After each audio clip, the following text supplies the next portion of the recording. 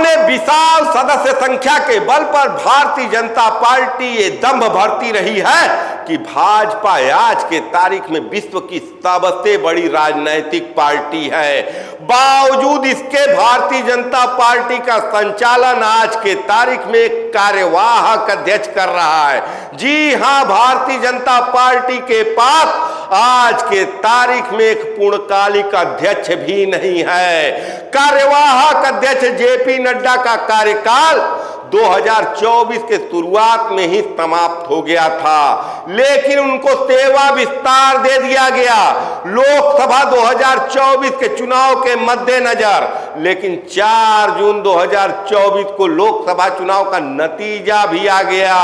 केंद्र में मोदी 3.0 की सरकार बन गई, या यूं कहे कि भारतीय जनता पार्टी की हैट्रिक लग गई। बावजूद इसके भारतीय जनता पार्टी पिछले 4 महीने से एक राष्ट्रीय अध्यक्ष की तलाश नहीं पूरी कर सका है। आज के तारीख में जो मीडिया हाउसों में चर्चा है, जो कयास है, वो कहीं न कहीं भारतीय जनता पार्टी और उसके मात्र संगठन आरएसएस के बीच में रास्ता कस्ती का संकेत दे रहा है। आपको याद होगा दोस्तों कि लोकसभा चुनाव के मध्य में भाजपा के वर्तमान अध्यक्ष या कार्यवाहक अध्यक्ष जेपी नड्डा ने बयान दिया था कि आज के तारीख में भाजपा का इतना विस्तार हो गया है कि उसको राजनीतिक फैसलों के लिए आरएसएस की जरूरत नहीं है, राष्ट्रीय स्वयंसेवक संघ की जरूरत नहीं है। या यूं कह ले कि नड्डा के इस बयान के पीछे मोदी और शाह के 10 साल के शासन की कार्यप्रणाली का प्रभाव था। कहीं न कहीं राजनीतिक रूप से या यूं कहे कि सरकारी रूप से मोदी और शाह की सरकार आरएसएस से दूर रही। आरएसएस का सरकार में कहीं भी दखल अंदाजी नहीं था। ये बात अलग है कि आरएसएस के जितने भी मुद्दे थे उनको त्वरित रूप से मोदी सरकार ने निपटाया। वर्षों पुराना मुद्दा चाहे राम मंदिर का रहा हो, चाहे धारा 370 का रहा हो, चाहे ट्रिपल तलाक का मामला रहा हो या 35A का मामला रहा हो, मोदी सरकार ने सब पर त्वरित फैसले लिए। इसके बावजूद भी भारतीय जनता पार्टी के संगठन पर पिछले 10 साल से संघ का प्रभाव नहीं दिखा। मोदी और शाह की जोड़ी जिसे चाहा उसे राज्यों का मुख्यमंत्री बनाया, जिस राजनेता को चाहा उस राजनेता को हाशिए पर डाल दिया और अपनी पसंद का राष्ट्रीय अध्यक्ष भारतीय जनता पार्टी में नियुक्त किया। लेकिन लोकसभा चुनाव के मध्य में जेपी नड्डा का जो बयान था और 4 जून को जो परिणाम आया, बेशक सरकार भाजपा की बन गई, या यूं कहे मोदी के शब्दों में तो ये सरकार एनडीए की है। भारतीय जनता पार्टी अपने बूते बहुमत भी नहीं पा सकी। और कहीं न कहीं ये जो जनादेश है, ये जनादेश संघ और भारतीय जनता पार्टी के बीच खाई को दिखा रहा है। अब कहीं न कहीं संघ चाहता है कि भले ही सरकार पर उसका नियंत्रण न रहे, लेकिन पार्टी पर उसका नियंत्रण रहे। यही वजह है कि संघ एक ऐसे अध्यक्ष की तलाश कर रहा है जो संघ के प्रभाव में हो, जिसका गुजरात लॉबी पर कोई प्रभाव न दिखे। और ऐसी अध्यक्ष के लिए आज के तारीख में गुजरात लॉबी और संघ के बीच में रास्ता कस्ती का खेल चल रहा है। बड़े बड़े नामों की चर्चा हो रही है। चर्चा बढ़ते बढ़ते संजय जोशी तक आ गई, चर्चा बढ़ते बढ़ते वसुंधरा राजे सिंधिया तक आ गई। इन दोनों का इतिहास मोदी के साथ मैं नहीं बताने जा रहा हूं, लेकिन कहीं ना कहीं 36 का आंकड़ा संजय जोशी के साथ नरेंद्र मोदी का रहा है। और कहीं भी राजस्थान की महारानी वसुंधरा राजे कभी भी किसी भी समय में कहते भी हालात में गुजरात लॉबी के सामने घुटने नहीं टेके हैं। ऐसी स्थिति में या महारानी भाजपा का राष्ट्रीय अध्यक्ष बने या संजय ज्योति बने, ये गुजरात लॉबी को मंजूर नहीं है। इसी वजह से रास्ता कस्ती का जो खेल है और मजेदार होते जा रहा है।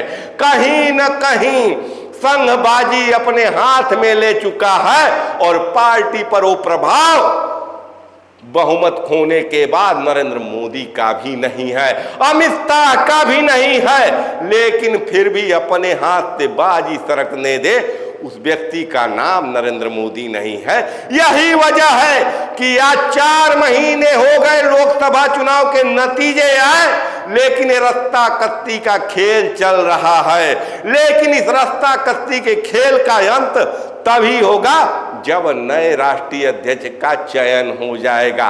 बड़े बड़े नाम आए, कुछ नाम मीडिया हाउस ने बढ़ाया, कुछ नाम सूत्रों से निकल कर आया। विनोद तावड़े रहे हो, चाहे केशव प्रसाद मौर्य रहे हो, देवेंद्र फडणवीस को भी रही हो, चर्चा अनुराग ठाकुर को लेकर भी रही हो, लेकिन संजय ज्योति वसुंधरा राजे के आने के साथ कहीं न कहीं मोदी और शाह के माथे पर बल पड़ रहा है। यही वजह है कि इस खेमे की ओर से शिवराज सिंह चौहान का नाम आगे बढ़ाया गया, लेकिन जो सूत्र बता रहे हैं कि संघ को शिवराज सिंह चौहान के नाम पर आपत्ति है। ऐसी स्थिति में अब जो नया कयास लगाया जा रहा है, जो नई बात सामने आ रही है, वो कहीं न कहीं सबको चौंकाने वाली है, क्योंकि अब भाजपा के नए राष्ट्रीय अध्यक्ष के रूप में यूपी के सीएम योगी आदित्यनाथ का नाम चर्चा में आ गया। योगी आदित्यनाथ पिछले 7.5 साल से उत्तर प्रदेश में शासन कर रहे हैं, लेकिन संघ से उनका नाता कभी नहीं रहा है। बावजूद इसके योगी आदित्यनाथ के सर पर संघ का हाथ है। और कहीं न कहीं आज के तारीख में अगर योगी आदित्यनाथ यूपी के सीएम है तो इसमें संघ का भी बड़ा हाथ रहा है। तो क्या योगी आदित्यनाथ अगले भाजपा के राष्ट्रीय अध्यक्ष बन जाएंगे?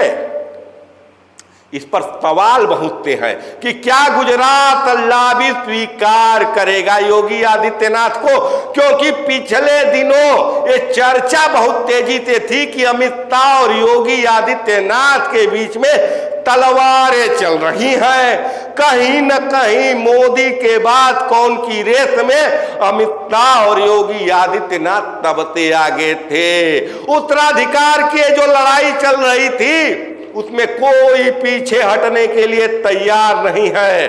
और पूरे देश में अगर मुख्यमंत्रियों की बात किया जाए जो मोदी और शाह के सामने घुटने नहीं टेका, तो सीएम का नाम है योगी आदित्यनाथ। और कहीं न कहीं यही वजह है कि आज संघ भी चाहता है कि संगठन ऐसे व्यक्ति के हाथ में रहे जो सरकार के सामने न झुके, क्योंकि आज के तारीख में संघ को मोदी की भी जरूरत है। और या यूं कह ले कि मोदी को भी अब संघ की जरूरत है। जब से 4 जून वाला नतीजा आया है, अब मोदी को भी संघ की जरूरत पड़ेगी, क्योंकि आगामी समय में जो विधानसभा चुनाव आ रहे हैं, इन विधानसभा चुनाव में मोदी फैक्टर गायब है। चाहे हरियाणा चुनाव की बात कर लें, चाहे जम्मू कश्मीर की चुनाव की बात कर लें, या झारखंड महाराष्ट्र चुनाव की बात कर लें, भारतीय जनता पार्टी पिछले 10 सालों में पहली बार बगैर मोदी फैक्टर के चुनाव लड़ रही है। ऐसी स्थिति में कहीं न कहीं भारतीय जनता पार्टी को संघ की जरूरत है और संघ को भी नरेंद्र मोदी की जरूरत है। ऐसी स्थिति में योगी आदित्यनाथ अगर भाजपा के राष्ट्रीय अध्यक्ष बनते हैं तो यूपी के सीएम की कुर्सी भी खाली हो जाएगी और कहीं न कहीं अमित शाह और योगी आदित्यनाथ के बीच में जो तलवार चल रही थी उस पर विराम भी लग जाएगा। तो क्या योगी आदित्यनाथ को गुजरात लावी स्वीकार करेगी?